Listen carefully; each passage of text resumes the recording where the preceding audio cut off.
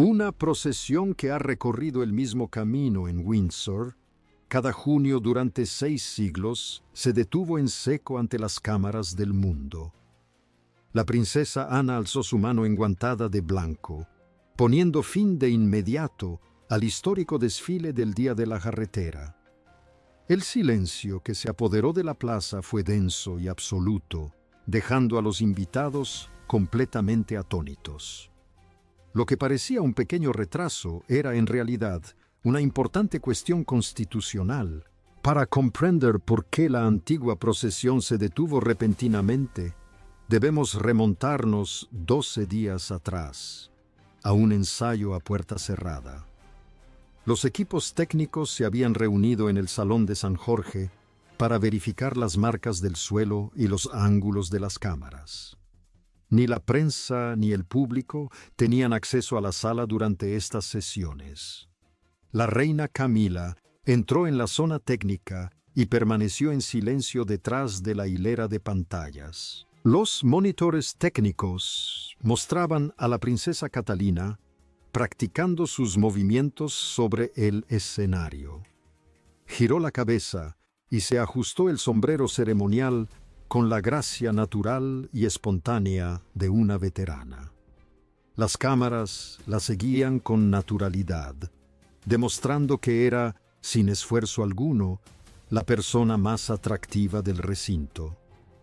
Camilla permanecía detrás de las pantallas, realizando en silencio los mismos cálculos que llevaba décadas haciendo. Sabía que ningún título real ni vestimenta ceremonial podría cambiar hacia dónde se dirigiría siempre la mirada del público.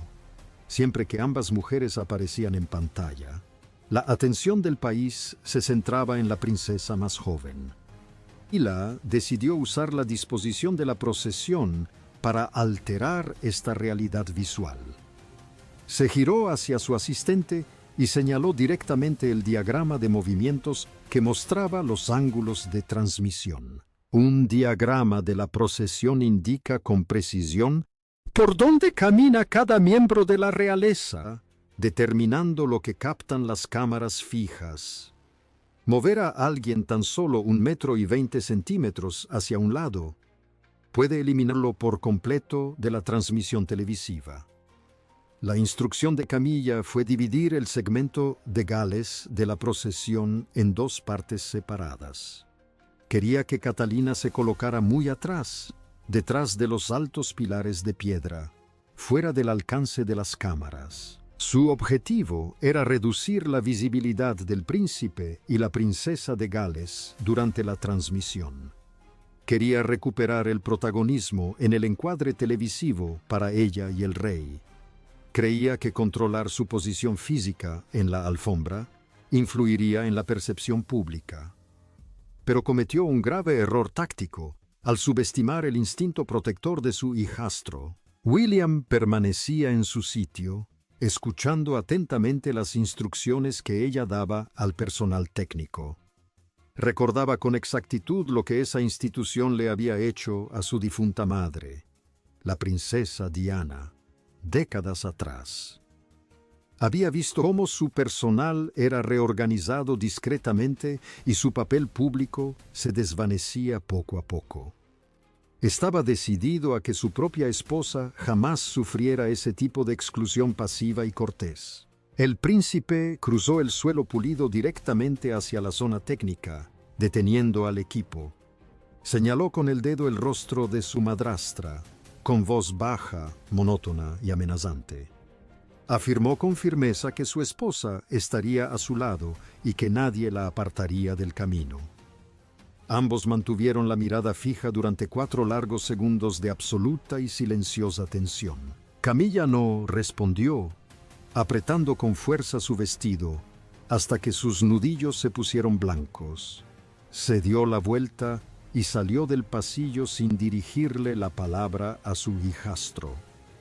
Sin embargo, su silencio no significaba aceptar la situación, sino el comienzo de un plan diferente. Durante los siguientes 12 días, preparó su respuesta en silencio desde su camerino. La mañana de la ceremonia, Camila Llamó a su asistente personal a su vestidor privado. Cerró con llave la pesada puerta de roble tras él, asegurándose de que ningún sirviente pudiera pasar por delante de la habitación. Colocó sobre su tocador un pequeño pergamino que había dibujado a mano. El papel mostraba el orden de la procesión con una sola modificación. Había trazado un amplio espacio entre William y Catherine, dejando sitio para que una sola persona entrara. El plan de Camilla era entrar directamente por ese hueco, ocultando a Catherine de la vista. Las pesadas vestiduras ceremoniales se balancearían en el ángulo de la cámara, eliminando a la princesa de la grabación televisiva.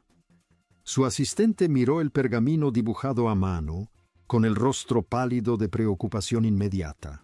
Sabía que alterar el orden oficial sin autorización era una falta grave. Este tipo de intervención no autorizada acabaría con su carrera en el palacio en una sola tarde. Pero Camilla no le dejó otra opción, usando su autoridad para obligarlo a obedecer. Le ordenó que colocara el diagrama que ella había dibujado a mano dentro de la carpeta oficial del Lord Gran Chambelán. El asistente cruzó el castillo hasta la sala de operaciones donde se guardaban las carpetas sobre la mesa. Esperó el momento oportuno, cuando el guardia iba a ser reemplazado. Le temblaban las manos violentamente al abrir el clip metálico para sacar el expediente médico. Rápidamente introdujo la letra de Camilla en la carpeta y salió de la habitación sin ser visto. Camila creía que la carpeta estaba segura y que los coordinadores trabajarían según su esquema. Suponía que Catherine pasaría la tarde detrás de una columna de piedra, oculta a la vista del público. Pero no tenía ni idea de que William se había anticipado a sus movimientos. El príncipe había instalado discretamente una pequeña cámara oculta en la sala de operaciones la noche anterior. William estaba sentado en su estudio con una tableta sobre las rodillas, observando al asistente realizar el intercambio. La cámara había captado el temblor de las manos del hombre al abrir la carpeta. El príncipe guardó el archivo de video 2 veces y fue a tranquilizar a su esposa. Le dijo a Catherine que se quedara exactamente donde debía estar, prometiéndole que él mismo se encargaría de la situación. Llevó la tableta directamente al rey Carlos, que se preparaba para la ceremonia con sus ayudantes. Guillermo colocó la pantalla sobre el escritorio de su padre y pulsó reproducir, dejando que el vídeo hablara por sí solo. El rey, con su túnica de la Orden de la Jarretera a medio terminar, observaba cómo la asistente de su esposa modificaba la carpeta oficial. El rostro del monarca palideció al comprender el inmenso daño que esto causaría. Que la reina separará públicamente al príncipe y la princesa de Gales en una transmisión en vivo sería un desastre. Daría la imagen de una familia fracturada ante embajadores y jefes de Estado de todo el mundo. Carlos se negó a resolver esto mediante los habituales acuerdos verbales discretos que no dejaban constancia oficial. Decidió plasmar sus instrucciones por escrito, haciendo uso de toda la autoridad de su cargo. El rey redactó a mano una instrucción directa en una hoja de pergamino en blanco. Derritió cera de lacre de color rojo oscuro sobre una vela y presionó su anillo de sello sobre ella. Este documento formal ordenaba que el príncipe y la princesa de Gales debían caminar juntos sin excepción. Fundamentalmente, el documento autorizaba al oficial a cargo a destituir a cualquiera que incumpliera esta orden, independientemente de su rango. Carlos entregó el pergamino sellado a su hermana, la princesa Ana, quien ostentaba el cargo de dama de honor. Este antiguo nombramiento militar implicaba que era responsable de la seguridad física del soberano. En el desfile del día de la Jarretera, no era una simple invitada, sino una pieza clave del operativo. Si Ana ordenaba detener la procesión, todos los presentes estaban obligados a obedecer. El rey le ordenó a su hermana que cumpliera la instrucción sin tener en cuenta a su esposa. Ana leyó el documento, lo dobló con cuidado y lo guardó en su chaqueta ceremonial antes de marcharse. La trampa estaba tendida y sellada, mientras Camila seguía preparándose, confiada en que su plan tendría éxito. Cuando comenzó la procesión, Camila caminaba junto al rey, con una sonrisa relajada en el rostro. Ella creía que los coordinadores estaban trabajando con su dibujo a mano, sin tener ni idea del orden corregido. La procesión llegó a la plaza frente a la capilla de San Jorge, donde la multitud era más densa. Este era el lugar exacto donde Camila decidió ejecutar su movimiento planeado durante la marcha. Aceleró el paso y se interpuso entre Guillermo y Catalina. Su hombro golpeó el brazo de Catalina, y su pesada túnica de terciopelo se balanceó frente a la cámara principal. Por un instante, la princesa de Gales desapareció del encuadre, su lugar ocupado por la reina. Catalina frenó su paso para evitar la colisión, manteniendo una expresión impasible mientras se recuperaba. Camila miró por encima del hombro con una expresión de triunfo que los fotógrafos captaron. Pero solo tuvo 3 segundos para disfrutar de su éxito antes de que una mano enguantada de blanco se alzara. La princesa Ana se detuvo y levantó la mano por encima de la cabeza, dando la señal a toda la comitiva. El efecto fue inmediato. La banda dejó de tocar y los 800 manifestantes se detuvieron en seco.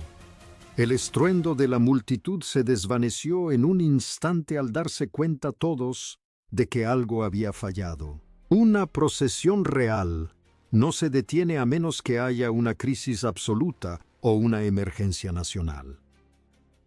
Ana salió de la formación y caminó de regreso por la silenciosa fila hacia Camila.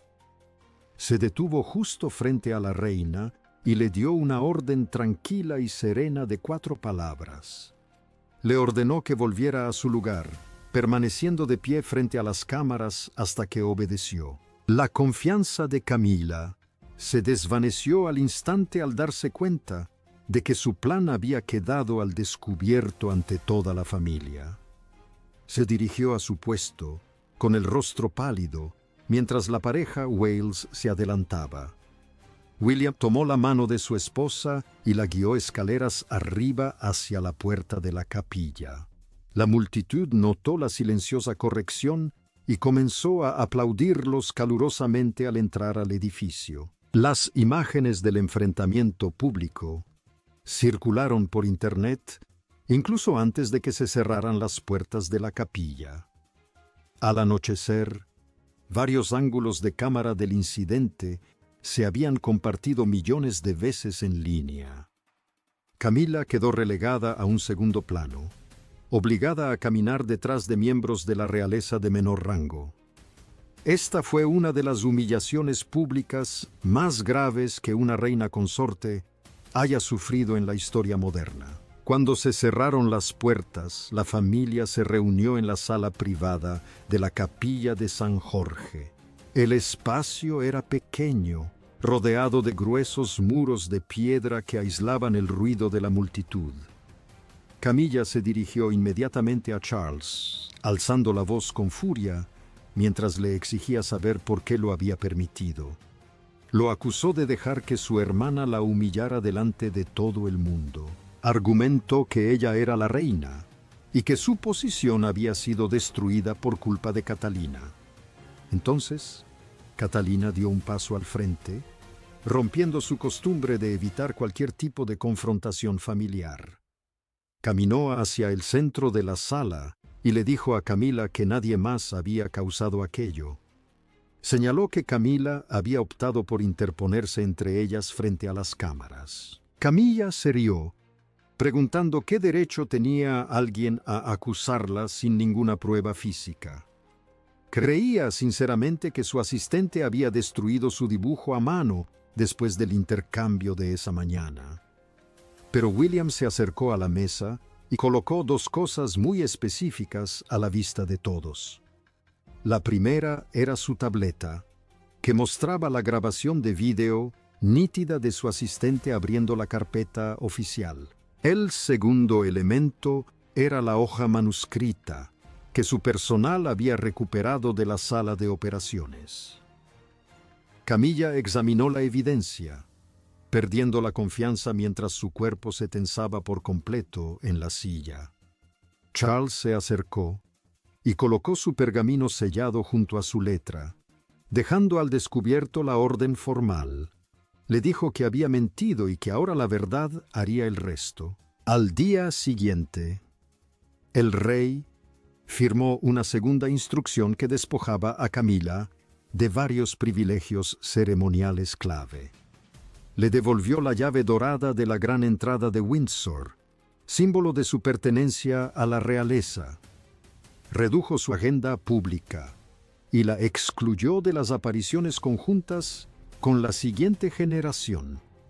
Su asistente ejecutivo fue destituido definitivamente de su cargo en el palacio antes de que terminara la tarde. Más tarde, Guillermo le reveló a Catalina que había estado dispuesto a tomar medidas drásticas durante el desfile. Si Camila hubiera logrado mantener la distancia, estaba preparado para apartar a Catalina por completo de la fila. Habría preferido cancelar su participación en el desfile de la Orden de la Jarretera antes que permitir que su esposa quedara relegada a un segundo plano. El príncipe de Gales había trazado una línea roja permanente e inflexible alrededor de su familia. El apoyo de Ana le brindó a Guillermo una protección institucional crucial, demostrando que no se trataba simplemente de una actitud conflictiva. Su participación demostró a la corte que las normas de la monarquía debían respetarse por encima de los deseos personales. Carlos optó por dejar constancia escrita de sus instrucciones, asegurando así un registro oficial de la corrección. Esta acción decisiva protegió el futuro de la corona de manipulaciones encubiertas. La agenda de Camila se redujo drásticamente y pasó más tiempo en su residencia campestre. El pueblo notó su ausencia, pero el palacio mantuvo una fachada serena y silenciosa ante la prensa. La historia de la mano enguantada de blanco y la procesión detenida se convirtió en una leyenda en los pasillos. El personal comprendía que el lugar de la siguiente generación estaba protegido al más alto nivel. Guillermo y Catalina siguieron centrándose en la introducción gradual de sus hijos a sus futuras responsabilidades. Sabían que los límites que habían establecido eran firmes, respaldados por el rey y la princesa Ana. El recuerdo de la discreta exclusión de Diana había guiado las acciones de Guillermo, asegurándose de que Catalina nunca fuera marginada. En esa resolución silenciosa e inquebrantable residía el pilar final y permanente de la familia Windsor. Para que la nueva norma se volviera permanente, Guillermo propuso una regla única para todo el palacio que se aplicara a todos los parientes privados. Ningún miembro de la familia extensa, incluidos los de Catalina o los suyos, tendría acceso automático a las zonas restringidas. Carlos aceptó, consciente de que la coherencia era la única manera de evitar futuras rivalidades internas. La reforma aplicó exactamente los mismos límites a todos los hogares sin excepción alguna. Finalmente, Camila aceptó la necesidad de la norma, pidiendo únicamente que no se culpara a sus hijos. Charles estuvo de acuerdo, afirmando que nunca debieron sentirse acusados por un error administrativo. Anne se reunió con Camilla y le explicó que su objeción nunca fue personal, sino estrictamente una cuestión de protocolo. Las dos mujeres encontraron un raro momento de entendimiento mutuo, poniendo fin a años de tensión silenciosa. El funcionario de la Casa Real que había ampliado la autorización, fue destituido definitivamente de su cargo en el palacio. La antigua designación permanente fue eliminada del sistema, asegurando así que la laguna legal quedara cerrada para siempre. Carlos regresó a la sala de reuniones donde todo el conflicto había comenzado semanas antes. La puerta contigua estaba cerrada y la lista de asistentes no incluía a ningún invitado familiar no deseado. El incidente del día de la jarretera se convirtió en un momento decisivo para el equilibrio de poder interno en Windsor. Guillermo transformó una disputa familiar en un principio inquebrantable que perduraría más allá de todos los presentes. Demostró que el futuro de la corona pertenecía a quienes respetaban sus normas. Carlos protegió a su esposa sin comprometer los límites institucionales que sustentaban su propia corona. La aguda diligencia de Ana había salvado la situación, demostrando que la vigilancia de una sola persona puede proteger a una dinastía. Había leído la línea en la lista de inscritos y actuado antes de que la frontera se debilitara. El pasado había triunfado, esperando pacientemente en el sistema, hasta que alguien finalmente leyera la cuarta línea. La familia había afrontado sus resentimientos y había elegido el camino de la unidad institucional para la próxima generación. La historia del colgante de diamante negro y el desfile de Windsor había llegado a su fin para la corte. El legado estaba asegurado, el fideicomiso establecido y la línea directa de sucesión protegida. El heredero había recuperado el pasado, negándose a que la memoria de su madre fuera tratada como una mercancía. En esa resolución silenciosa e inquebrantable residía el veredicto final y definitivo de la familia Windsor. El público quedó a merced de las especulaciones sobre la guerra silenciosa que se había librado tras los muros del palacio. Los detalles permanecieron legalmente sellados, pero el cambio de poder se hizo sentir en toda la corte. La firma EI había sentado un precedente que jamás podría ser revocado por futuros cambios administrativos. Guillermo había demostrado estar dispuesto a proteger la memoria de su madre, con todo el peso de la ley. Catherine siguió luciendo las joyas de Diana, cuya procedencia estaba documentada en importantes actos oficiales. Cada aparición era un discreto recordatorio visual del límite establecido durante la auditoría. El personal observaba estas señales con la precisión de quienes comprenden cómo se mueve el poder en silencio. La era de la discreta influencia financiera y mediática de Camilla había llegado oficialmente a su fin en el palacio. La cuestión sin resolver de la sociedad holding de Delaware seguía siendo una sombra silenciosa sobre el futuro de la familia. Los equipos legales de Farrer & Company continuaban vigilando la situación, pero el océano seguía siendo una barrera. La conexión con Montecito había logrado asegurar una parte del legado fuera del alcance de la corona. Pero dentro del Reino Unido, William había recuperado con éxito el control del poder. La historia del colgante de diamante negro y la pulsera de zafiro había llegado a su fin para la corte. El legado estaba asegurado, el fideicomiso establecido y la línea directa de sucesión protegida. El heredero había recuperado el pasado, negándose a que la memoria de su madre fuera tratada como una mercancía. En esa resolución silenciosa e inquebrantable residía el veredicto final y definitivo de la familia Windsor.